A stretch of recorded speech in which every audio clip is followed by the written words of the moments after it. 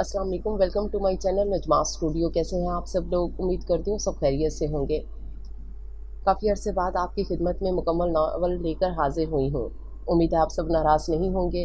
तो आपको बताती चलूँ कि अब से शॉर्ट नावल नजमा स्टूडियो पर अपलोड होंगे और लॉन्ग नावल नावल स्टॉक पर। तो आ जाइए फिर नावल की तरफ चलते हैं।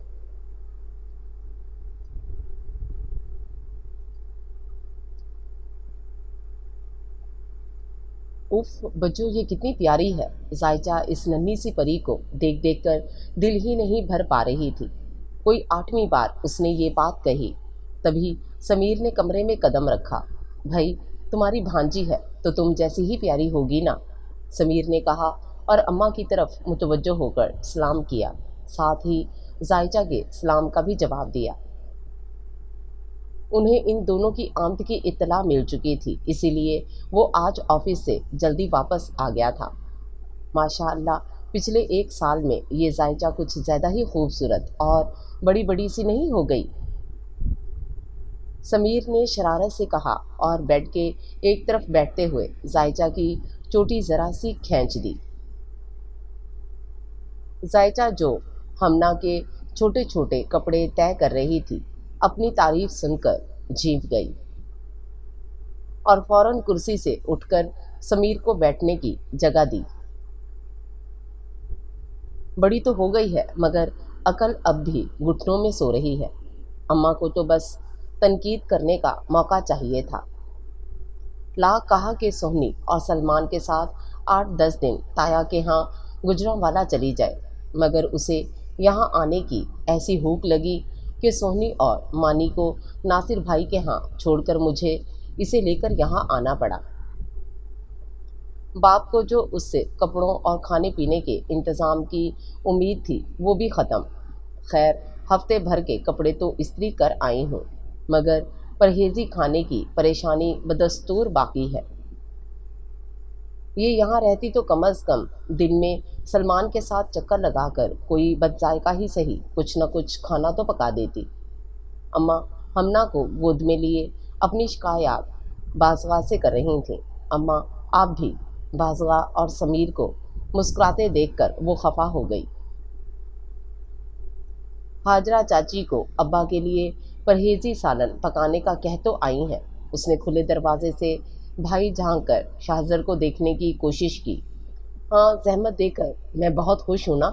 अपनी औलाद हो तो भी दूसरों का सहारा लेना पड़ता है। पहले तो इम्तिहानों का बहाना और अब यहाँ आकर हड हरामी, उन्होंने तैश में आकर कहा। तब भी चंद एक काम कर लेती थी, अब यहाँ आने की भड़क मार कर मेरे साथ चली आई है। कुछ घर गृहस्थी भी सीखनी चाहिए या नहीं? अगले घर जाकर नाक कटवाएगी। अब की बार अम्मा ने सीधा उस पर हमला किया तो वो सिटपटा गई और मदद के लिए बाज़गा को देखा। बस करिए अम्मा, चंद दिन के लिए आई है, हंसी खुशी रहने दें। आज से ये घर इसके हवाले, सारे काम सिखा दूंगी, आप परेशान ना हो। बाज़गा की तसल्ली ने अम्मा के गुस्से पर गोया जल्दी पर तेल का काम किया। अरे, क्यों ना परेशान हो, नवाबजादी शाहाना मिजाज रखती हैं। कहती है काम करने के लिए उम्र पड़ी है, मैं तो बस बहुत सारा पढ़ूंगी और जब पढ़ते पढ़ते तंग आ गई तो नौकरी कर लूँगी। अरे सुनो इसकी बातें, खुद तो दूसरों के यहाँ नौकरी करेगी और अपने घर नौकरानी रखेगी। ससुराल वो देश है जो नौकरानी बना तो देता है पर नौकरानी रखने नहीं देता। ना जाने इसका नसीब कहाँ खुलेगा। तुम्हारे ताया के बेटे हसीब का रिश्ता आया था, मगर शहजादी साहबा ने साफ इनकार कर दिया। कहती है अनाज मंडी में बैठने वाले इंटर पास शख्स से शादी नहीं करनी। अब बताओ क्या इस गुंजान आबादी वाले मोहल्ले में इसके लिए कोई अफसर आएगा रिश्ता लेकर? मैं तो आजिज़ हूँ इसकी खुदसरी से। बाप की शय पर इतनी सर चढ़ी हुई है, तुम लोग ही कुछ समझाओ इसे। इतने अरसे बाद बासगा के सामने अम्मा के सब्र का पैमाना लबरेज हो चुका था। जायचा समीर के इशारे पर खामोशी से वहाँ से खिसक गई। अगली सुबह वो शाहजर को गोद में उठाए लॉन में चली आई। शाहू आया। जामुनों की शाख में झूलते पिंजरे में कैद पालतू तोता शोर मचाने लगा। जायचा कदम उठाती उसी तरफ चली आई। कल ही वो इस तोते की को बातें करता देखकर हैरान और खुश हुई थी। छुट्टी का दिन था, मगर जगह की तब्दीली के सबब उसकी नींद सुबह ही टूट गई थी। उसके पीछे पीछे शाजर भी जाग गया, सो उसने पहले शाजर का मुंह हाथ धुलवाया, ब्रश करवाया, फिर खुद भी मुंह हाथ धोकर लॉन में आ गई। कुछ खाने पीने का अभी दोनों का मूड ना था। आनी, मिठू से बातें करें। 3 साला शाजर उसकी गोद में चढ़े चढ़े ही फरमाइश की। क्यों भाई? मिठू बताइए, मैं कौन हूँ? जायचा ने मुस्कुराते हुए पूछा, मगर तोता खामोश रहा। उसने दोबारा सवाल दोहराया तो तोते ने अपने पर फड़फड़ाए। साली आधी घर वाली, साली आधी घर वाली।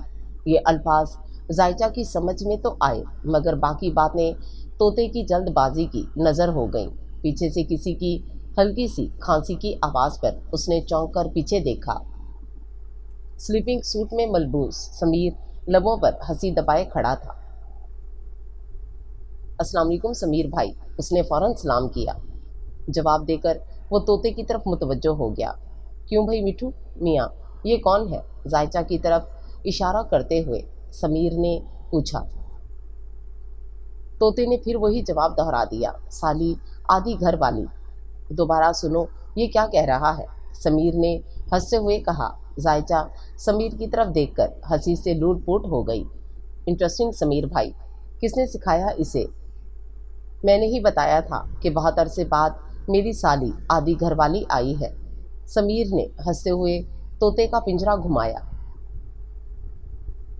और उसे ये भी कहा था कि तुम इन्हें बोर ना होने देना। ये मुहावरा तो बड़ा पुराना हो चुका है समीर भाई, जायचा ने हंसते हुए कहा, मगर सालियों के हकूक और चाहते तो आज तक वही हैं। आपकी बच्चों को बेड रेस्ट का हुक्म मिला तो घर संभालने के लिए आप ही याद आईं। अम्मा को तो ये नहीं पता कि आपने मेरे इम्तिहान ख़त्म होने पर मुझे छुट्टियों में यहाँ आकर रहने और इंजॉय करने की ऑफ़र दी थी। अम्मा के बस में होता तो मुझे चूल्हा चौकी सफाई सुथराई और सलाई तक ही महदूद कर देती। वो सब तो तुम्हें यहाँ भी करना पड़ेगा। समीर ने याद दहानी करवाई। कर लूँगी, मगर आप मुझे पूरा कराची घुमाएंगे। जायचा के अंदाज में शोखी थी। इसी शौक़ के पेशे नज़र तो आई हूँ। अगर अम्मा को पता चल जाता तो वो मुझे एक आध चांटा लगाकर घर ही छोड़ आती। जायचा हंसी, मगर मैं इस बार कराची घूमने का मौका मिस नहीं करना चाहती। आनी, क्वींसलैंड लेकर चलेंगे। इन दोनों की बातों को सुनकर शाहजर ने फरमाइश की। लो, समीर इसे गोद में लेने के लिए हाथ बढ़ाया। हम आपकी आनी को हर जगह लेकर चलेंगे। आप दोनों अपनी तालीम छुट्टियाँ खूब इंजॉय करेंगे। वो शाहजर से बात कर रहा था। जायचा उसे देखकर मुस्कुराती रही। जायचा, एक कप स्ट्रॉन्ग चाय मिल सकती है? वो पूछने लगा तो जायचा ने असबात में सर हिला दिया। बगैर चीनी जायचा को जाते देख उसने याद दहानी करवाई। जायचा को मालूम था कि समीर भाई बेड टी के नाम पर फीकी चाय पीता था। अगर बज्जो देती तो शायद उसे बेडरूम में ही चाय मिल जाती, मगर फ़िलहाल बज्जो के आर्जी बेडरूम में अम्मा और वो दोनों मुकीम थीं। बाज़गा का सीजनिंग केस था। हमना की पैदाइश के वक्त कुछ पेचीदगियाँ हो गई थीं, जिसकी वजह से गायनाकोलॉजिस्ट ने बाज़गा को मुकम्मल बेड रेस्ट का मशवरा दिया, तकरीबन 10 से 15 दिन के लिए। इसलिए बाज़गा ने अम्मा को बुला लिया था। इससे पहले शाहजर की पैदाइश फैसलाबाद में अम्मा के पास ही हुई थी और तब ऐसा कोई मसला ना था। 2 चाय के कप ट्रे में रखकर जायचा समीर के बेडरूम में दस्तक देकर दाखिल हुई। शाहजर वहाँ ना था। यकीनन समीर ने उसे बाज़गा के पास छोड़ दिया था। वो खुद शायद शावर ले रहा था। जायचा ने भाप उड़ाती चाय की प्याली ढकी और रूम में बैठ गई। सामने समीर के कपड़े और चादर वगैरह बिखरी थी, जिन्हें समेटने लगी। दरवाजे के खुलने की आवाज़ आई। कोई सीटी पर धुन सी बजा रहा था। सर के बालों को तौलिए से खुश्क करता हुआ समीर अंदर दाखिल हुआ और जायचा को बेड पर बैठे देखकर चौंक सा गया, मगर फ़ौरन वार्डरोब की तरफ बढ़ा। जायचा ने नागवारी से गीला तौलिया अपने चेहरे से हटाया और उसे देखा, मगर जब उसकी निगाह समीर की पुश्त पर पड़ी तो वो सिटपटाकर नजरें चुरा गई। ब्लैक जीन्स पहने, चौड़े शानों वाला, बेहद पुरकशिश और वजीह समीर वार्डरोब के सामने अपनी शर्ट सिलेक्ट कर रहा था। इतनी बेतकल्लुफ़ी से उसे यूं सामने देखकर जायचा की आंखों में हया सिमट आई। दोबारा निगाहें उसकी तरफ उठ ना सकीं। तौबा, दिल की धड़कनें तो जैसे भिवर ही गईं। ऐसे सिरपिट दौड़ रही हैं जैसे दिल ने कोई चोरी कर ली हो। जायचा ने बेड की चादर दुरुस्त करते हुए सोचा और धड़कनों पर काबू पाने की सही करने लगी। समीर भाई, ये आपकी चाय रखी है, कहकर वो पलटी थी। तभी समीर अपनी शर्ट के बटन बंद कर रहा था। जायचा, इधर बैठो, समीर ने उसे पुकारा और बेड की साइड पर बैठने का इशारा किया। बालों को उंगलियों से संवारते हुए वो बेड की टेबल से लगा और बात छेड़ी। ये हसीब का क्या मामला है? जायचा के बैठते ही वो गोया हुआ। अम्मा कह रही थी कि मैं तुम्हें समझाऊं। इन्हें हसीब में कोई कमी नज़र नहीं आती, सवाए इसके कि तुम ग्रेजुएट हो और वो इंटर पास। लेकिन उसका शोभा ऐसा है कि उसकी इतनी तालीम भी उसे अच्छा खासा कमा कर दे रही है। ये कहते हुए वो चाय की प्याली उठा रहा था। आप मुझे समझाने के बजाय अम्मा को ही समझाएं समीर भाई, जायचा ने मुंह बनाकर कहा और उठ खड़ी हुई। समीर ने फौरन उसका हाथ थामकर दोबारा बिठाया, साथ ही नज़रों से तंबीह की कि जज्बाती होने के बजाय नरमी से बात करे। अम्मा की पसंदगी का मयार और मेरी पसंदगी का मयार बिल्कुल जुदा है। हसीब में भाई वो तमाम खामियां मौजूद हैं जो मुझे नागवार गुजरती हैं, मगर अम्मा को इन्हीं में खूबियां दिखाई देती हैं। समीर की शर्ट के ऊपरी 2 बटन खुले रह गए थे। उसकी निगाहें और ध्यान उसके कुशादा माथे और घने बालों में उलझ गए। हसीब का जो रवैया और अंदाज अम्मा को सादगी महसूस होता है, वो मेरे नज़दीक वकियानूसी और गैर मुतहरिक जहनीत की अलामत है। मुझे ना तो रज़्दो तलब की फार्मूलों से दिलचस्पी है और ना ही अनाज मंडी की सरगर्मियों में। मुझे हर वक्त खाता और कैलकुलेटर हाथ में लिए या टीवी पर कारोबारी ख़बरों में मगन शख्स बिल्कुल भी मुतासिर नहीं करता। वो कारोबारी लिहाज से चाहे जितने भी ज़हीन हों, उनकी ज़ाती ज़िंदगी बेहद बोर और स्पाट है। उनकी शख्सियत में वो कशिश मौजूद नहीं जो मेरे आइडियल से मेल खाती हो। समीर ने गौर उसके चेहरे के तासरात और लहजे की बेजारी को देखा। तो क्या तुम्हारे जहन में कोई ख़ास आइडियल है? उसने आखिरकार पूछ ही लिया। उसे अंदाज़ा हो चुका था कि जायचा हसीब के लिए किसी तौर भी राज़ी नहीं। जायचा कुछ लम्हे के लिए खामोश रही, फिर बोली, जब एक आला मिसाल सामने हो तो आइडियल खुद ब खुद वाज़े हो जाता है। आपको ही देखने समीर भाई, तालीम, गुफ्तगू, लिबास, अंदाज़े नशिस्त व बर्खास्त, हर लिहाज से आप एक मुकम्मल इंसान हैं। बच्चों वाकई खुशकिस्मत है। मुझे समझ नहीं आता कि अम्मा को आप और हसीब भाई में इतना फ़र्क क्यों नज़र नहीं आता। समीर ने नरम लहजे में कहा, देखो जायचा, वालिदैन हमेशा अपनी औलाद के लिए भला ही सोचते हैं। मेरी और बाज़गा की शादी किस तरह हुई तुम्हें सब पता है। मुझे बाज़गा से शादी से पहले कभी मिलने का मौका ही नहीं मिला, ना ही उसे मुझसे, मगर आज हमारी शादी कामयाबी से चल रही है। ये ज़रूरी नहीं कि जो शख्स पसंद ना आए उसके साथ ज़िंदगी अच्छी ना गुजरे। हर चमकती चीज़ सोना नहीं होती और हर सादा सी चीज़ बेकीमत भी नहीं होती। तुम मुझे आइडलाइज़ कर रही हो, दुरुस्त है, लेकिन मैंने हमेशा ये कोशिश की है कि बाज़गा के रिश्तों को वही इज़्ज़त, अपनायत और उनसियत दूँ जो बाज़गा को देती हूँ। मेरे वालिदैन अब इस दुनिया में नहीं, सिर्फ़ एक बहन है जो जद्दा में मुक़ीम है।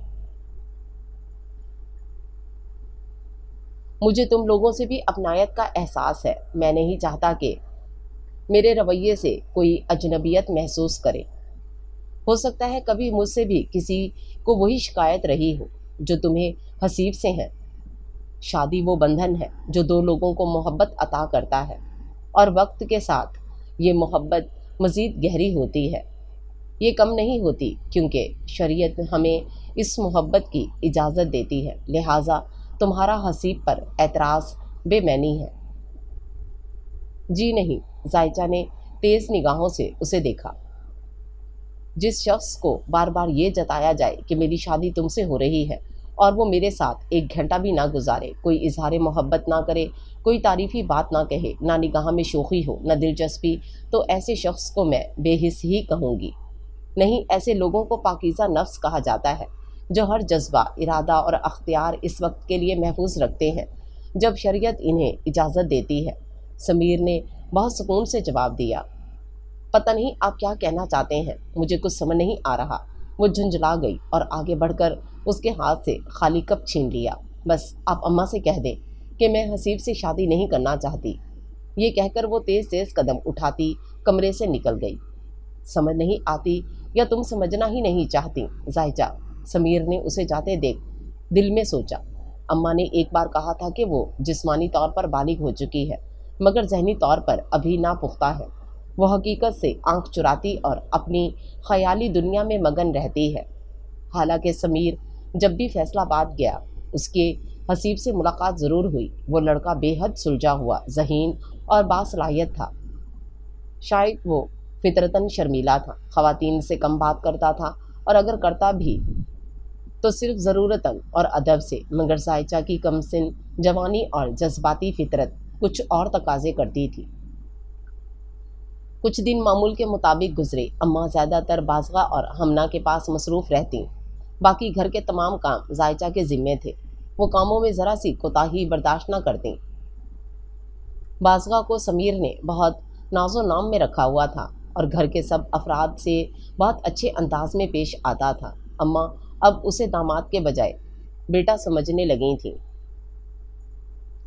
8 سے 10 دن میں بازغہ کے ٹانکے کھلنے لگے، زخم بہتر ہو رہا تھا تو اماں نے واپسی کا فیصلہ کیا۔ اماں اس بار زائچہ کو کچھ دن اور یہیں رہنے دیں۔ بازغہ نے طبیعت کی خرابی کا جواز دے کر صرف 1 ہفتہ اور زائچہ کو رکنے کی اجازت لی، مگر پھر وہ اصرار کرنے لگی۔ ویسے بھی اس کا گریجویشن مکمل ہو چکا ہے، اگر وہ چاہے تو میں اسے کراچی یونیورسٹی میں داخلہ دلوا سکتی ہوں۔ بازغہ بس کر، اس کا اور دماغ نہ خراب کر، جتنا پڑھ لیا ہے اس سے تو ویسے ہی آسمان پر پہنچ چکی ہے۔ اماں کو غصہ آ گیا کیونکہ سمیر اور بازغہ نے انہیں زائچہ کے انکار کی خبر دے دی تھی۔ اب ماں کی بات بھی نہیں مانتی، پڑھ لکھ کر تو ماں باپ کو پہچاننے سے بھی انکار کر دے گی۔ میں اسے منمانی کی اجازت ہرگز نہیں دوں گی۔ اماں نے غصے سے فیصلہ سنا دیا۔ اماں آپ خواہ اپنا خون جلا رہی ہیں۔ زائچہ شاہزر کو گود میں اٹھائے گاڑی کے پاس کھڑی تھی۔ شریعت ہمیں یہ حق دیتی ہے کہ ہم شریک حیات کے انتخاب میں اپنی رائے کا اظہار کریں۔ ماں کی غصے بھری باتوں پر وہ اطمینان سے بولی، مگر اماں کے غصے کی شدت اور بڑھ گئی اور وہ قریب آ گئی۔ بے دین، نماز تو پابندی سے پڑھتی نہیں، بس ایک اسی معاملے میں شریعت یاد آتی ہے، باقی کسی معاملے میں نہیں۔ ہاں تو آپ ہی بتا دیں، اور کس کس معاملے میں احکام شریعت پر عمل کروں؟ خود کو تو دنیا کے جھمیلوں سے فرصت نہیں ملتی۔ وہ دھیمی آواز میں بڑبڑائی، دروازہ کھولا اور دھپ سے فرنٹ سیٹ پر بیٹھ گئی۔ اماں نے سنایا نہیں، معلوم نہیں وہ بدستور خاموش رہیں۔ میں نانی جان کے پاس بیٹھوں گا، شاہزر نے پرجوش نعرہ لگایا اور کھلے دروازے سے نکل کر پچھلی والی سیٹ پر اماں کے ساتھ جا بیٹھا۔ بازغہ ہمنا کو گود میں لیے وہیں کھڑی تھی۔ بازغہ ابھی تمہیں کچھ دن اور آرام کرنا ہے، کوئی الٹا سیدھا یا بھاری کام کرنے کی ضرورت نہیں۔ زائچہ ہے نا، ساری ذمہ داریاں اسے سمجھا دینا اور دوائیں وقت پر کھانا۔ سمیر نے گاڑی سٹارٹ کی تو جلدی جلدی ہدایات دینے لگا۔ جی آپ بالکل فکر نہ کریں، زائچہ کی طرف سے بھی بے فکر رہیں، بازغہ نے جواب دیا۔ سمیر نے ہلکی سی آنکھ ماری تو وہ مسکرا دی۔ بازغہ اسے امور خانہ داری میں مکمل ماہر کر دو تاکہ کوئی شکایت نہ رہے، اس نے اطمینان دلایا تو بازغہ پھر مسکرا دی، مگر زائچہ خاموش بیٹھی رہی۔ وہ دونوں اماں کو اسٹیشن چھوڑنے جا رہے تھے۔ سارا راستہ اماں زائچہ کو نصیحت کرتی رہیں، بازغہ اور سمیر کا خیال رکھنا، شاہزر کو وقت پر اسکول بھیجنا، سمیر کو آفس روانہ کرنے کے لیے صبح جلدی اٹھنا اور ہمنا کے دھلے ہوئے کپڑے کھلے آسماں کے نیچے مت ڈالنا۔ ایسی ہی چھوٹی چھوٹی باتیں تھیں جو وہ بار بار دہراتی رہیں اور سمیر خاموش مسکراتا رہا۔ شاہزر کو نانی کے پاس دے کر وہ خود بھی بے خبر ہو کر سو گیا۔ اماں نے اسے آرام سے پیچھے والی سیٹ پر لٹا دیا۔ اماں کو ٹرین پر بٹھا کر جب وہ روانہ ہوئی تو وائٹ کرولا واپس گھر کی طرف روانہ ہو چکی تھی۔ شاہزر دن بھر کا جاگا ہوا تھا، اب تک گہری نیند سو رہا تھا۔ تم کس بات سے پریشان ہو؟ صاف ستھری سڑک پر سلو سپیڈ میں گاڑی چلاتے ہوئے سمیر نے پوچھا۔ بس ایک خیال سا ہے کہ اماں مجھ سے ناراض ہو کر گئی ہیں، حسیب والے معاملے پر۔ اس نے گہری سانس لے کر سمیر کی طرف دیکھے بغیر جواب دیا۔ تو پھر اماں کو فون کر کے بتا دو کہ تم حسیب سے شادی کے لیے راضی ہو۔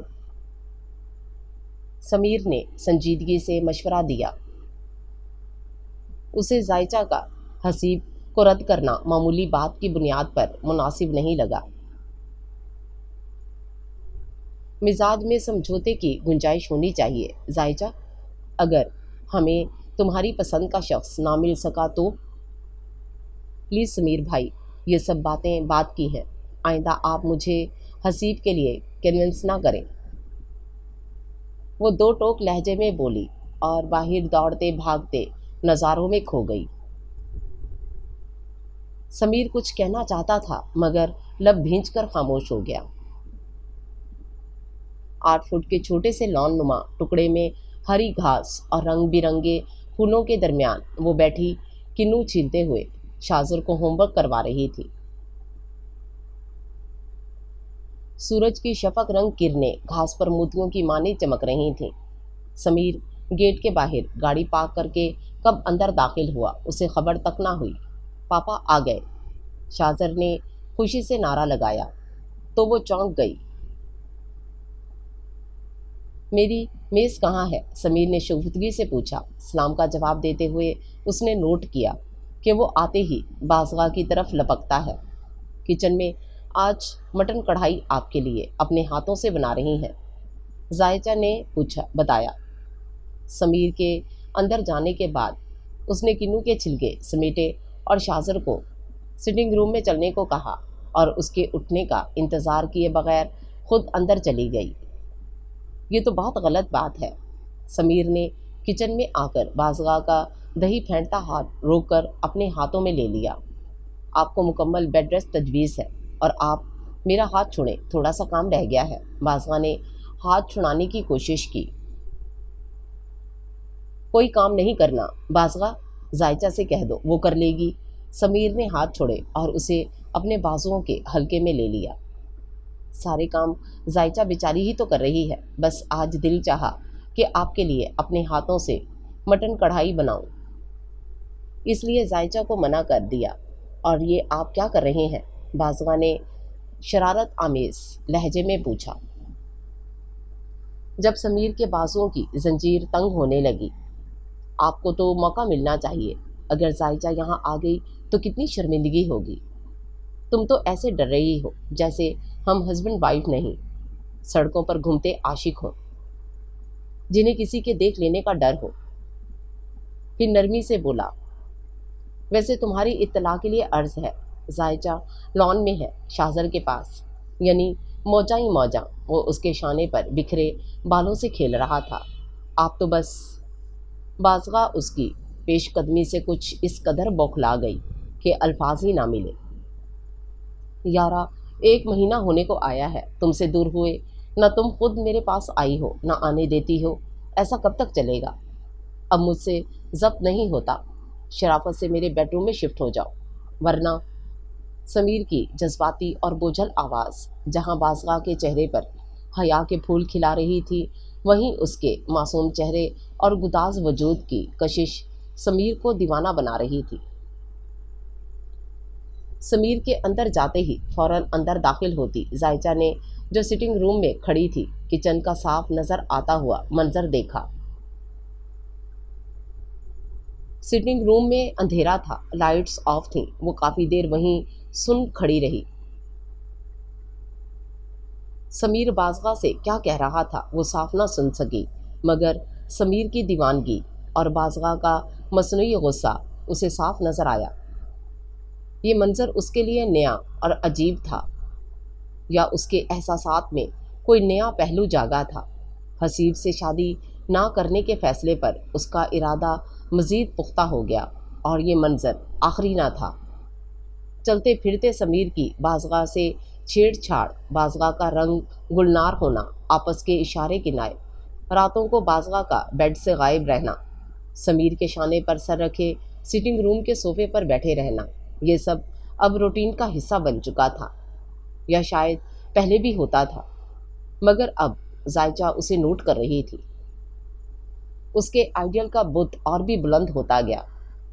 4 سال قبل جب اس نے باوقار اور خوش لباس سمیر کو اپنے بہنوئی کے روپ میں دیکھا تھا تو بازگاہ کی قسمت پر رشک آیا تھا۔ سمیر کی خوبیوں کو پسند کرتے کرتے اس نے اپنے شریک حیات کے لیے بھی سمیر جیسا خاکہ ذہن میں بسا لیا تھا۔ سمیر کی بڑی بہن کی سسرالی عزیز انہی کے محلے میں رہائش پذیر تھے۔ میلاد کی محفل میں وہیں سمیر کی بہن نے بازگاہ کو دیکھا اور پھر رشتہ ڈال کر اماں سے ہاں کروانے پر ہی دم لیا۔ ان کے جانے میں چند دن باقی تھے اور بازگاہ کا گریجویشن کا پورا سال۔ سمیر کی بہن نے جلد بازی کی اور بازگاہ کو سمیر کے حوالے کر کے خود جدہ سدھار گئیں۔ یوں بازگاہ کم عمری میں ہی ازدواجی بندھن میں بندھ گئی۔ ان 4 سالوں میں سمیر ساس سسر کے لیے داماد نہیں بلکہ بیٹا بن چکا تھا۔ گو اس کی نوکری کراچی میں تھی، مگر ہر 2-3 ماہ بعد بازگاہ کو میکے ضرور لاتا، کبھی 2-4 دن بعد واپس لے جاتا، کبھی کچھ دنوں کے لیے چھوڑ جاتا۔ وہ ان لوگوں میں نیا تھا، نہ اس کا سٹیٹس ویسا تھا، مگر پھر بھی ان کے درمیان گھل مل گیا تھا۔ وہ اماں ابا کا احترام کرتا اور تینوں بہن بھائیوں سے شفقت سے پیش آتا تھا۔ سب سے بڑھ کر بازگاہ اس کی رفاقت میں کھلتے گلاب کی مانند لگتی۔ بازگاہ کو خوش دیکھ کر سب کو خوشی ہوتی۔ جب زائچہ کے لیے رشتے آنے لگے تو اس کے تصور میں سمیر جیسی خصوصیات والا شریک حیات ابھرنے لگا، مگر اماں اور ابا کو حسیب کے لیے شدت سے راضی پا کر وہ سخت الجھ گئی۔ اتفاق سے انہی دنوں بازگاہ اور سمیر بھی واپس آ گئے۔ بازگاہ کی ڈلیوری متوقع تھی۔ تقریباً سال بھر پہلے وہ دونوں یہاں آئے تھے اور پھر بازگاہ کی پریگننسی کے سبب دوبارہ نہ آ سکے۔ یوں زائچہ کو اپنے ماحول سے بچنے کا ایک بہانہ مل گیا۔ تم کراچی جا رہی ہو؟ جب اماں سونی اور سلمان کو تایا کے گھر چھوڑنے گئیں تو اسے صحن میں تنہا دیکھ کر حسیب نے پوچھا۔ اماں اندر کمرے میں مصروف تھیں۔ زائچہ نے مختصر جواب دے کر اس کی طرف دیکھا۔ کیا بتا رہی تھیں؟ 1.5-2 ماہ رہو گی؟ وہ دروازے پر پردے کی اوٹ میں چوکھٹ سے ٹیک لگائے کھڑا تھا۔ چلو اچھا ہے، کراچی گھومو پھرو گی تو پڑھائی کی تھکن بھی اتر جائے گی۔ وہ یہ سادہ سا جملہ کہہ کر واپس کمرے میں پلٹ گیا، اور وہ جو کسی وعدے، کسی اظہار، کسی جذبے کی منتظر تھی، اندر تک ہل کر رہ گئی۔ اس شخص کو معلوم تھا کہ اسے اس سے منسوب کرنے کی باتیں ہو رہی ہیں، پھر بھی زائچہ کے اتنے دور جانے پر نہ بے قراری، نہ اظہار، نہ واپسی کی تلقین۔ اسے زائچہ کا پاس ہونا یا دور جانا کوئی فرق نہیں ڈال رہا تھا۔ زائچہ، بازگاہ نے پکارا تو وہ خیالوں سے چونک کر برآمدے میں چلی آئی۔ زائچہ، شاہو آئس کریم کھانے کی ضد کر رہا ہے، پلیز اسے لے جاؤ، وہ زیادہ دور نہیں۔ بازگاہ اسے اندر لے جاتے ہوئے بولی۔ بس سمیر کی طبیعت تھوڑی خراب ہے، اس لیے منع کر رہے تھے، مگر شاہزر بہت ضدی ہو گیا ہے۔ زائچہ خاموشی سے بازگاہ کو بولتے دیکھ رہی تھی۔ سرخ و سفید رنگت، تیکھے نقوش، شانوں تک ترچے ہوئے جدید طرز کے بال، وہ کسی بھی زاویے سے سمیر کے ہم پلہ لگتی تھی۔ 2 بچوں کی پیدائش کے بعد بھی اتنی جاذب نظر تھی کہ نظریں رک جائے۔ سمیر یوں ہی تو اس پر فدا نہ ہوا تھا۔ بازگاہ ان برسوں میں پوری طرح کراچی کے رنگ میں رنگ چکی تھی، مگر شادی سے پہلے والی چینی گڑیا سی کشش اب بھی باقی تھی۔ زائچہ نے نگاہوں ہی نگاہوں میں اپنا اور اس کا موازنہ کیا تو دل کو یہ اطمینان ضرور ہوا کہ وہ بازگاہ سے زیادہ نہیں تو کم بھی حسین نہ تھی، بس اس کے مزاج میں وہ ٹھہراؤ، بردباری اور نزاکت نہیں تھی جو عمر اور تجربے کی باعث بازگاہ میں تھی۔ کیا ہوا سمیر بھائی کو؟ صبح تو بالکل ٹھیک آفس گئے تھے، بس ہلکا بخار اور سر درد ہے، میں چائے کے ساتھ دوا دے دوں گی، تم ذرا شاذر کو لے جاؤ، ٹھیک ہے؟ اس نے اسبات میں سر ہلا دیا۔ رات کے آئینے میں بنے گئے خواب ریزہ ریزہ کیسے ہوتے ہیں یہ اسے آج پتہ چلا تھا۔ ذرا سی غفلت ساری محنت پر پانی پھیر دیتی ہے، ایک ٹانکا بھی غلط ہو جائے تو پوری بند دوبارہ ادھیڑنی پڑتی ہے۔ یہ کسی نے اسے نہیں بتایا تھا، آنچل کی حفاظت کرنی پڑتی ہے، یہ بھی کسی نے اسے نہ سکھایا تھا۔ اس کے آنچل پر غلاظت آن پڑی تھی، خواب بجھ گئے تھے، آنچل داغدار ہو چکا تھا۔ پچھلے 1.5 گھنٹے سے وہ یوں ہی بے حس و حرکت بیٹھی تھی، جیسے زندہ رہنے کا کوئی جواز تلاش کرنا چاہ رہی ہو، مگر کوئی سوچ ذہن کے دریچوں پر دستک نہ دے پائی۔ زائچہ اٹھو پلیز۔ سمیر کے قدم اس کے قریب آ کر رک گئے تھے۔ سرخ و سفید توانا پیر سیاہ لیدر کی چپل میں مقید تھے۔ زائچہ پلیز اٹھو، ہاتھ دھو لو، تھوڑا فریش ہو جاؤ، دیکھو شاذر کی ڈھیر ساری شرارتیں آنے ہی والی ہوں گی۔ بازگاہ بھی انداز نگاہ میں نرمی اور ملال لیے سمیر کہہ ہی رہا تھا کہ جملہ ادھورا چھوڑ کر یکدم لب بھینچ لیے۔ زائچہ نے نگاہ اٹھا کر اسے نہ دیکھا، وہ اس کے قدموں کے پاس زمین کو ہی صدمے اور نفرت سے گھڑتی رہی۔ اس کے آئیڈیل کا بلند و بالا مجسمہ بری طرح پاش پاش ہو چکا تھا، تو وہ نگاہ کیسے اٹھاتی؟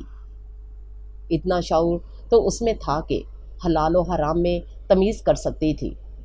وقت کے ہاتھوں زنجیر بننا کسے کہتے ہیں آج اس پر کھلا تھا۔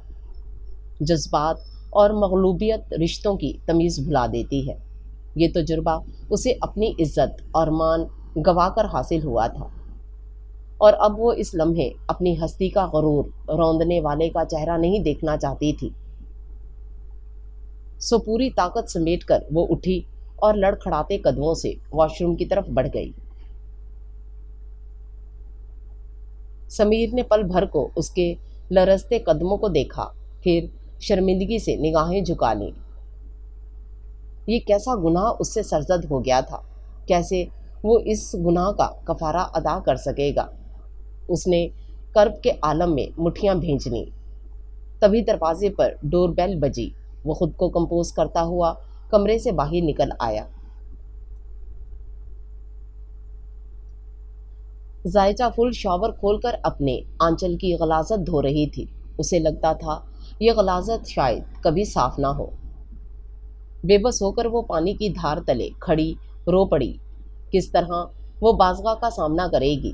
کیسے کہے گی کہ اس کے شوہر نے اس کا حق اس کی بہن پر نچھاور کر دیا؟ کیسے اپنی بے گناہی ثابت کرے گی؟ کتنے دل سے بس کل رات ہی تو وہ شاذر کو آئس کریم دلا کر واپسی میں قریبی بیوٹی پارلر چلی گئی تھی۔ صرف 15 منٹ لگے تھے اور اسے اپنے گھنے بالوں پر بازگاہ جیسی لیئر کٹنگ کروانے کا موقع مل گیا تھا۔ اس کے دوپٹے میں چھپے بالوں کو سمیر نے تو نہ دیکھا، مگر جب اس نے بازگاہ کو دکھایا تو اس نے زائچہ کو بے حد سراہا۔ آج صبح سے وہ بے حد مصروف تھی، کپڑے دھو رہی تھی۔ یہ اسے علم ہی نہ ہوا کہ بازگاہ نے کب سمیر کو ناشتہ دے کر آفس روانہ کر دیا۔ بازگاہ کو اپنا چیک اپ کروانا تھا۔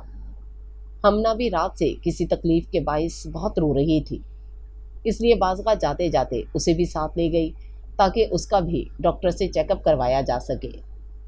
زائچہ گیٹ لاک کر دینا، میں جا رہی ہوں، بازگاہ نے جاتے ہوئے آواز دی تو وہ ٹیرس پر آ گئی۔ کوئی بھی آئے پوچھ کر گیٹ کھولنا۔ سمیر بھائی چلے گئے؟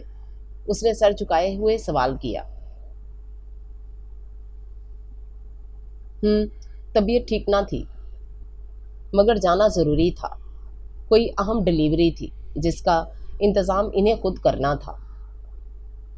تم فکر نہ کرو، میں جلدی آ جاؤں گی۔ بازگاہ نے اس کے اکیلے پن کو محسوس کر کے تسلی دی۔ سب کام مکمل کر کے وہ بازگاہ کے بیڈ پر آ لیٹی۔ کب نیند آ گئی پتہ ہی نہ چلا۔ کروٹ بدلی تو وہ گہری نیند میں تھی۔ جب اسے اپنے بالوں اور شانے سے ہوتا ہوا گردن پر کوئی لمس سرسراتا محسوس ہوا، پھر اس کا وجود جیسے کسی قلعے میں قید ہو گیا۔ وہ گھبرا کر پوری قوت صرف کرتے ہوئے سیدھی ہو گئی۔ سمیر بھائی، اس کے لبوں سے چیخ نکل گئی۔ سمیر کب اپنے پاس موجود چابی سے لاک کھول کر اندر آ چکا تھا، اسے خبر ہی نہ ہوئی تھی۔ سمیر بھائی، زائچہ نے اس سے دور ہونے کے لیے مزاحمت کی۔ یہ کیا مذاق ہے بازگاہ؟ سمیر نے اس کی گردن کے پچھلے حصے سے بالوں میں انگلیاں پھیرتے ہوئے اس کا چہرہ اپنی طرف موڑا۔ اس کے خمار کو ایک جھٹکا سا لگا۔ زائچہ تم؟ وہ حیرانی میں رک گیا۔ اسی حیرت میں اس کی گرفت ڈھیلی پڑ گئی۔ زائچہ برق رفتاری سے اس کے شکنجے سے نکلی۔ دل کی رفتار بے قابو تھی، پورے جسم کا خون چہرے پر چڑھ آیا تھا، مگر اس کا ہٹنا بچنا بیکار گیا۔ جذبات کی یلغار میں گھرے سمیر پر ابلیس غالب آ چکا تھا۔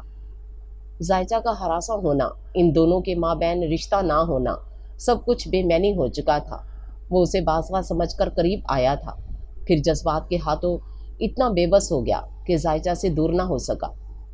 ایک طرف جذبات کی طغیانی تھی تو دوسری طرف صدمہ، حیرت اور پشیمانی، مگر یہ پشیمانی زائچہ کو اس کی معصومیت، اس کی پاکیزگی واپس نہیں دے سکتی تھی۔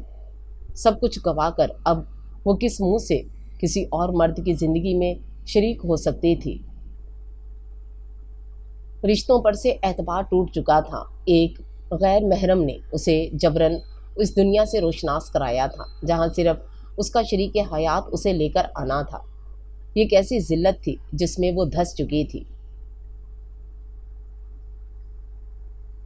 کمال ہے زائچہ، تم اب نہا رہی ہو، کام تو کب کا ختم ہو چکا تھا۔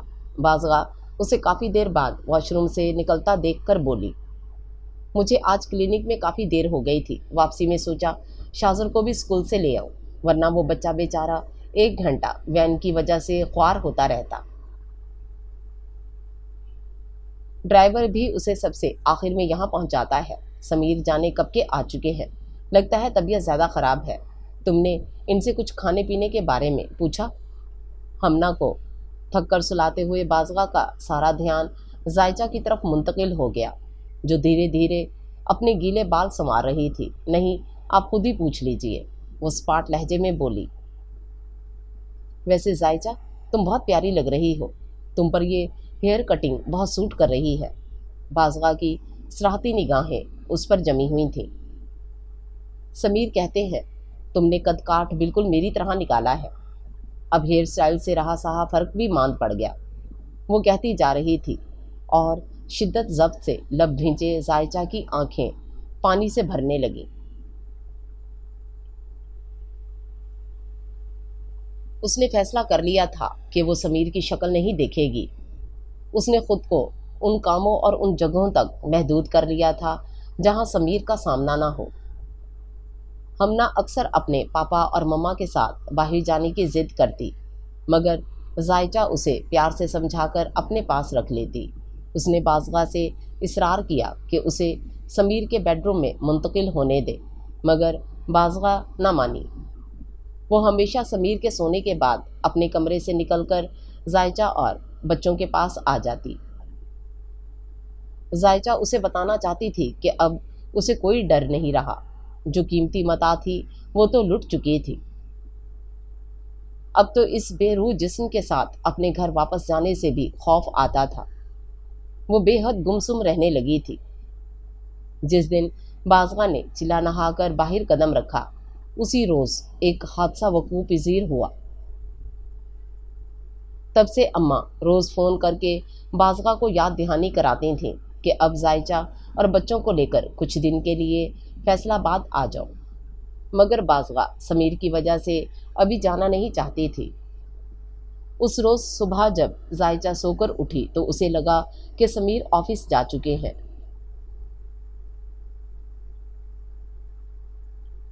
وہ ناشتہ کرنے کے لیے کچن میں آ گئی، مگر وہاں बाज़गा को रोते देखकर ठटक गई। बाज़गा को रोता देखकर उसे बेहद तकलीफ़ हुई। कुछ दिनों से समीर और बाज़गा के दरमियान अक्सर किसी न किसी बात पर तलख़ी होती रहती थी। जायचा ने समीर की जानिब से आंखें बंद कर ली थीं, मगर बाज़गा की परेशानी उसे बेचैन कर गई। उसे मालूम था कि समीर गुमसुम रहकर या खामोशी से बेजारी का इजहार करके अपने एहसास गुनाह से फ़रार चाह रहा है। जायचा ने अपने लिए नाश्ता बनाने के बजाय खामोशी से जाकर बाज़गा के सामने बैठना बेहतर समझा। बाज़गा ने उसकी आहट पाते ही आंसू खुश्क करने की कोशिश की, मगर नाकाम होकर टेबल पर रखा जायचा का हाथ थाम लिया। जायचा, मेरी बहन, तुम ही समीर को कुछ समझा कर देखो। उसके लहजे में बेपनाह इल्तिजा थी। पता नहीं कुछ दिनों से समीर ऐसे क्यों हो गए हैं, हर वक्त चिड़चिड़े और झुंझलाए हुए रहते हैं। मुझे लगता है कि कोई परेशानी अंदर ही अंदर उन्हें तोड़ रही है, मगर वो मुझसे कुछ कहते नहीं। पूछती हूँ तो बेजारी से जवाब देते हैं और गुस्सा करने लगते हैं। जायचा ने दिल में सोचा, जब इंसान ज़मीर की मार की जद में आता है तो उसका यही हाल होता है। बाज़गा कह रही थी, तुम्हें नहीं पता जायचा, समीर गहरी नींद से जाकर अचानक उठ बैठते हैं। नींद नहीं आती तो वज़ू करके नफल पढ़ने लगते हैं, कुरान का तर्जमा खोल लेते हैं। मुझे समझ नहीं आती वो इतने बेसुकून क्यों हैं। शाहू तो फिर भी उनके करीब रहता है, मगर मैं जो दिन रात उनकी फ़िक्र में घुलती रहती हूँ, मुझे तो वो वक्त देना भी गवारा नहीं करते। हमना तक को भी उन्होंने तुम पर छोड़ दिया है। मुझे लगता है उन्हें ना मेरे साथ उनसियत रही, ना बच्चों की परवाह। समीर ऐसे तो ना थे जायचा, तुमने देखा है ना। फिर अब जाने क्यों। जायचा उसकी फरियाद पर एक तसल्ली का हर्फ भी ना कह सकी, बस खामोशी से उसके आंसू साफ कर दिए। समीर ने अंदर कदम रखा तो पूरा घर खाली महसूस हुआ। बाज़गा ने उसे फ़ोन करके कहा था कि अगर वो आज ज़रा जल्दी आ जाए तो वो क्लिनिक जाना चाहेगी। सर्जरी के बाद उसकी टांगों में कुछ तकलीफ़ थी। समीर ने इनकार कर दिया था कि वो खुद ही किसी के साथ चली जाए, और किसी से मुराद जायचा। उसे यही गुमान हुआ कि घर में कोई नहीं है। उसने सिटिंग रूम की दहलीज पर ही अपना ऑफिस बैग, मोबाइल, गाड़ी की चाबी वगैरह रख दी और जूतों समेत सोफे पर ढेर हो गया। बाज़गा को सताकर वो खुद भी अजियत में मुब्तला था, मगर इस एहसास का क्या करता जो हर पल उसे कचूके लगाता और बाज़गा के करीब ना जाने देता था। बसा औकात कोई लूल्हा लंगड़ा लम्हा आपके हाथों से ज़मीर की बैसाखियाँ छीन कर आपको पस्ती में गिरा देता है। गुनाह तो एक लम्हे की लग़ज़िश होता है, मगर इंसान उम्र भर अपने कदमों पर सर उठाकर खड़ा नहीं हो पाता। जिस गुनाह का उसने तसव्वुर भी नहीं किया था, वो जाने कैसे उससे सरजद हो गया।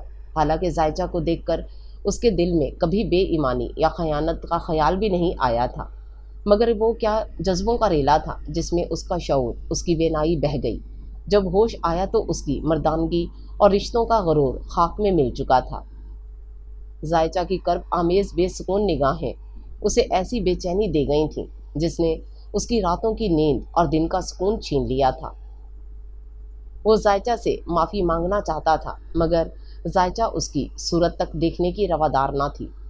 फिर हर वक्त बाज़गा उसके सर पर सवार रहती। वो किस तरह अपने गुनाह का बोझ हल्का करता। उसी लम्हे हमना के रोने की आवाज़ कमरे से आई तो वो सरस से उठकर कमरे की जानिब लपका। अंदर सिर्फ हमना थी, कोई और ना था। उसने हमना को गोद में उठा लिया। दफ्तन कमरे का दरवाज़ा खुला और जायचा फीडर में दूध लेकर अंदर आई। उसकी निगाह जब समीर पर पड़ी तो अगले ही लम्हे उस निगाह का तासुर सख्त हो गया। वो वापस मुड़ने लगी कि समीर ने हमना को बेड पर रखा और सरहद से उसके सामने आ खड़ा हुआ। जायचा, प्लीज़ मेरी बात सुनो। उसने दरवाजे पर हाथ रखकर जायचा को जाने से रोका। वो ठटक गई। जायचा, प्लीज़ समझने की कोशिश करो। मैंने कभी रिश्तों में ख़यानत का तसव्वुर तक नहीं किया था। जो हमाकत या गुनाह मुझसे सरजद हुआ वो बेइरादा था। मेरी पेशमानी शायद ज़िंदगी भर मेरे साथ रहेगी। अगर तुम मुझे माफ़ कर सको तो शायद अल्लाह ताला भी मुझे माफ़ फरमा दे। वो जल्दी जल्दी बोल रहा था, गोया अपनी बात जायचा तक पहुंचाने की शदीद तगोदो कर रहा हो। जायचा का चेहरा मुकम्मल तौर पर पत्थर का हो चुका था, जैसे किसी एहसास को اپنے اندر جگہ دینے سے انکاری ہو۔ پلیز پلیز، میں راتوں کو گڑ گڑایا ہوں، توبہ کی ہے اللہ تعالیٰ سے کہ مجھے اس غلطی، اس گناہ کی معافی مل جائے، مگر جب تک تم مجھے معاف نہیں کرو گی شاید اللہ کی بارگاہ میں بھی میری توبہ قبول نہ ہو۔ زائچہ، کیا یہ ممکن ہے کہ ہم اس تلخ اور شرمناک واقعے کو بھلا کر اپنی زندگی اپنے سابقہ طریقے سے گزار سکیں؟ اس کا لہجہ زائچہ کی سرد بحری کے باعث رفتہ رفتہ مدھم ہوتا گیا۔ اچھا، نبھا کر لیتے ہیں آپ مرد حضرات۔ زائچہ کے لبوں پر تلخی بھری مسکراہٹ تھی۔ کسی کی زندگی کو گالی بنا کر آپ اپنی معافی اور توبہ کے الفاظ لے آتے ہیں۔ اگر آپ کو معافی مل بھی جائے تو میں جس پر یہ قیامت گزر گئی، اس زہر آلود حقیقت کے ساتھ لوگوں کا سامنا کیسے کروں گی؟ میری ماں جو مجھے دلہن بنانے کے خواب دیکھ رہی ہے، اس شخص کی زندگی میں جب میں شامل ہوں گی اور اگر اسے میرا دامن داغدار لگا تو میرا مستقبل کیا ہوگا؟ یقیناً لوگ مجھے زانی کہیں گے، سنسار کریں گے، کیونکہ ہمارے معاشرے میں مرد کے گناہ معاف کر دیے جاتے ہیں، مگر عورت چاہے وہ بے گناہ ہو یا زیادتی کا شکار، اس پر کوئی ترس نہیں کھاتا۔ ہمارا معاشرہ اللہ کے احکام پر نہیں، اپنے بنائے ہوئے اصولوں پر چلتا ہے۔ اگر میری ماں نے مجھے سکھایا ہوتا کہ دینداری سے زندگی کیسے گزارنی ہے، اللہ کے احکام کی طرف رجوع کیا ہوتا ہے، کہ شریعت ہمیں غیر محرموں سے پردہ کرنے کا حکم دیتی ہے، تو آج میری ہستی اس قدر پامال نہ ہوتی۔ وہ سسک پڑی۔ عورت اگر اپنی چادر کو اپنا مضبوط قلعہ بنائے، اپنے زیب و زینت کی حفاظت کرے، تو کوئی مرد اس پر نقب لگانے کی جرت نہ کرے۔ کوئی مرد اپنی نفسانی تسکین کے لیے منہ بولے رشتوں کا تقدس پامال نہ کرے، بھیڑیے کی مانند اس پر نہ جھپٹے۔ اس کی باتیں سمیر کے اعصاب پر بجلی بن کر گر رہی تھیں۔ میں نے کہیں پڑھا تھا، جس نے اپنے نفس پر قابو پا لیا، سمجھو اس نے ایک شہر فتح کر لیا۔ بگاڑ کی راہ یہی نفس نکالتا ہے نا؟ آفرین ہے ان ماؤں پر جو اپنے بیٹوں کو پاکیزہ نفس کی تربیت دے کر بڑا کرتی ہیں، اور ان بیٹیوں کی ماں پر جو انہیں دین کی روشنی میں پرورش دے کر معاشرے کی غلاظت سے آگاہ کرتی ہیں اور دنیا کے سٹیج پر کٹ پتلی بننے سے روک لیتی ہیں۔ شریعت میں کوئی پابندی نہیں کہ انسان حلال کو چھوڑ کر حرام کی طرف دوڑے اور زناکاری یا بدکاری کا مرتکب ہو۔ بس کرو زائچہ، سمیر نے بے چینی سے اپنے بال مٹھی میں جکڑ لیے۔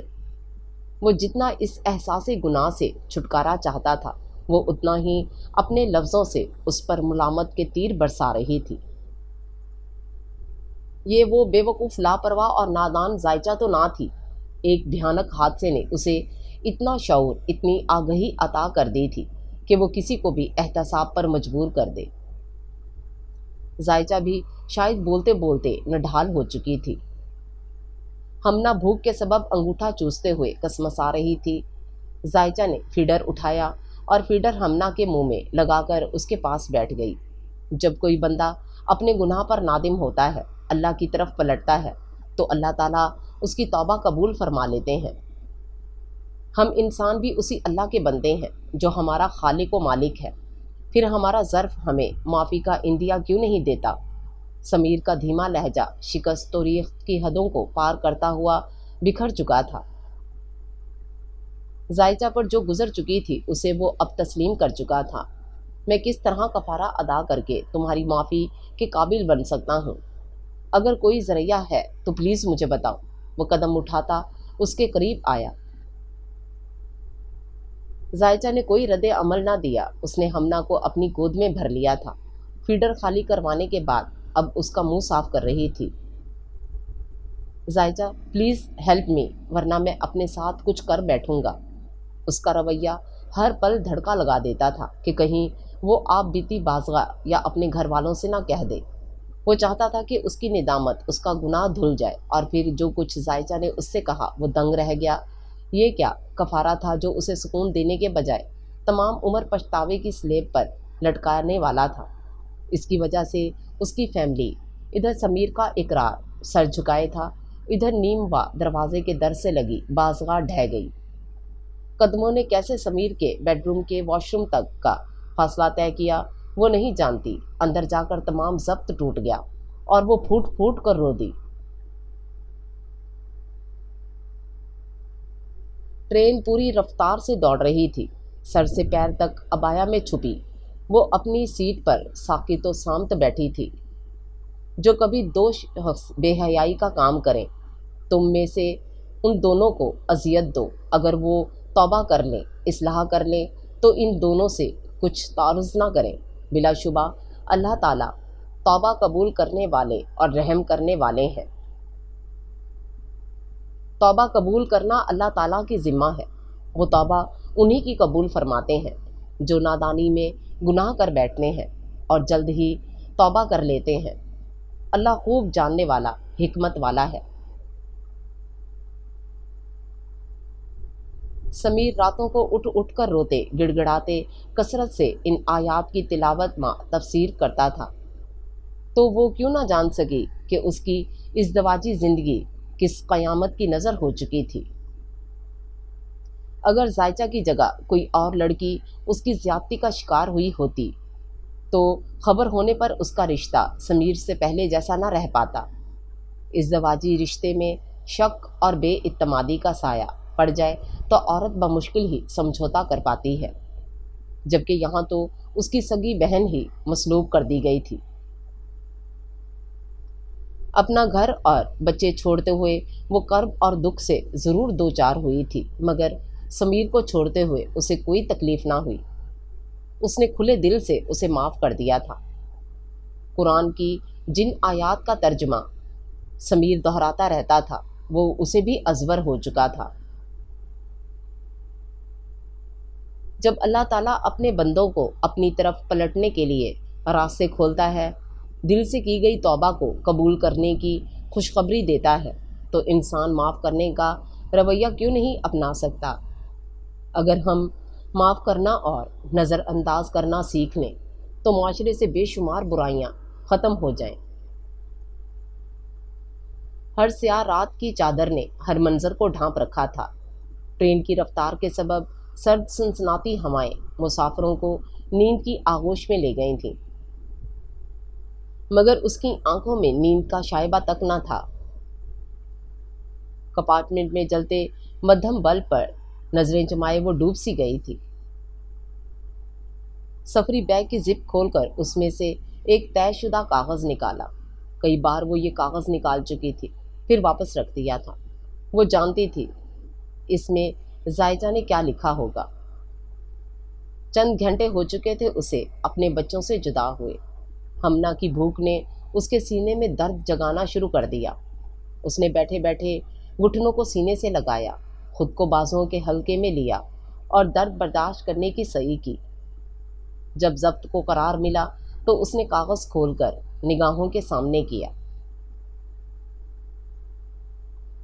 چلتی ٹرین کی ہلچل میں الفاظ آنکھوں کے سامنے لرزنے لگے۔ باجی، میں آپ سے بہت شرمندہ ہوں۔ سمیر میری بات مان جائیں، یہ مجھے اس کا 1% بھی یقین نہیں تھا، کیونکہ مردوں کی خصلت کیچڑ اچھالنا ہے، داغ دھونا نہیں۔ قتل کی بھی دیت واجب ہے۔ جب سمیر نے توبہ کی طرف رجوع کیا اور دل سے کفارہ ادا کرنے کی بات کی تو میں نے بے حد خود غرض ہو کر صرف اپنے بارے میں سوچا۔ ایک طلاق یافتہ عورت کو معاشرہ پھر بھی تھوڑی ہمدردی دے دیتا ہے، مگر زنا کا شکار ہوئی عورت کو قدرت کے اس عظیم کارخانے میں کہیں پناہ نہیں ملتی۔ اب زیادہ سے زیادہ یہ ہوگا کہ میں اپنے سگے رشتوں سے چھوٹ جاؤں گی۔ لوگ مجھ پر انگلیاں اٹھائیں گے کہ میں نے بڑی بہن کا گھر برباد کر دیا، اس کی گود اجاڑ دی، مگر یہ اذیت ان منافقانہ باتوں سے کہیں کم ہے جو میں خود سے جھوٹ بول کر جیتی۔ پلیز ہو سکے تو مجھے معاف کر دیجیے گا۔ میری کوشش ہوگی کہ میں شاہزر اور ہمنا کی ایسی اعلیٰ پرورش کروں کہ میرے اس علم کا کفارہ ادا ہو جو آپ کی طرف میرے ذمے ہے۔ خط کو مٹھی میں دباتے ہوئے بازگاہ پھوٹ پھوٹ کر رو دی۔ بہت دیر سے ضبط میں بندھے آنسوؤں کو جیسے اب راستہ مل گیا تھا۔ اسے یاد تھا اسی بھروسے پر تو اس نے زائچہ کو اپنے بچے سونپے تھے۔ وہ جانتی تھی زائچہ اب ایک ماں کی ذمہ داریوں سے آگاہ ہو چکی ہے۔ طلاق یافتہ عورت کو ہمارا معاشرہ کوئی مقام نہیں دیتا تو اس کے ساتھ موجود بچوں کو بھلا کون سا مستقبل ملے گا؟ حالانکہ سمیر نے بچوں کو ساتھ لے جانے کی اجازت دے دی تھی۔ اس نے کہا تھا، بازگاہ آج جو صورتحال ہمیں درپیش ہے، شاید تم میرے کرب کا اندازہ کر سکو۔ ایک متقی عورت کو حلال کے فعل سے جتنی تکلیف ہوتی ہے، اس سے کہیں زیادہ اذیت ایک شریف مرد اس وقت جھیلتا ہے جب اسے اپنی خوشگوار ازدواجی زندگی کی قربانی دے کر ایک لغزش کا کفارہ ادا کرنا پڑے۔ ایک غلطی کتنی زندگیاں اجاڑ دیتی ہے، شاید میری زندگی کسی کے لیے تادیب بن جائے۔ وہ کیا کہتی، اس نے تو خود کو حالات کے رحم و کرم پر چھوڑ دیا تھا، اپنے دل پر پتھر رکھ کر اپنے قدموں تلے کی جنت چھوڑ دی تھی۔ یہ سب مجبوریوں کے سودے تھے، معاشرتی ناہمواریوں کے نتیجے میں کیے جانے والے سودے۔